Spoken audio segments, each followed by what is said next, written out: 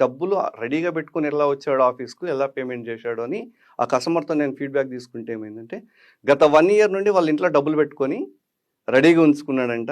కానీ అందరు చెప్పిన ప్రకారం ఆగుతున్నాడట. ఆగుదాము అందరూ కొంచెం స్లో ఉంది, స్తబ్దతగా ఉంది కదా, చూద్దాంలే అన్నందుకు వీళ్ళు కూడా అట్లే ఆగారట. అందరిలాగా వీళ్ళు ఆగారు. కానీ ఆయన దగ్గర 15 లక్షల అమౌంట్ ఉంటే ఈ 1 ఇయర్లో 12 లక్షలకు వచ్చిందట. అంటే 3 లక్షలు ఖర్చు అయింది. అది కామన్ గా ఖర్చు అయిపోయింది.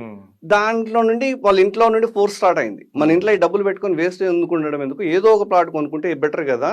ఇప్పుడు ఇంకొక 6 నెలలు ఆగితే ఈ డబ్బులకి వెళ్ళి మళ్ళీ ఇంకో 3 లక్షలు పోతుంటాయి. సో ఇప్పుడు అర్జెంట్ గా మనం ప్లాట్ కొనాలనుకొని సెర్చ్ చేస్తే మన సైట్కి వచ్చి చూసినాక ఆయన సాటిస్ఫై అయ్యి ఇమ్మీడియట్ గా సేమ్ డే తీసుకున్నాడని చెప్పిండు. అప్పుడు నాకు అర్థమైంది, ఓకే 1 ఇయర్ నుండి చాలా మంది డబ్బులు పెట్టుకొని వెయిట్ చేస్తున్నారు. ఎందుకు అంటే వాళ్ళకి కరెక్ట్ గైడ్ లైన్స్ రాక. ఇప్పుడు కనుక మనం గైడెన్స్ కరెక్ట్ ఇస్తే ఇప్పుడు ఇన్వెస్ట్ చేసిన వాళ్ళు కరెక్ట్గా వాళ్ళకి రిటర్న్స్ చాలా బాగా అవుతుంది, మంచి తెలివైన ఇన్వెస్టర్ అవుతాడు.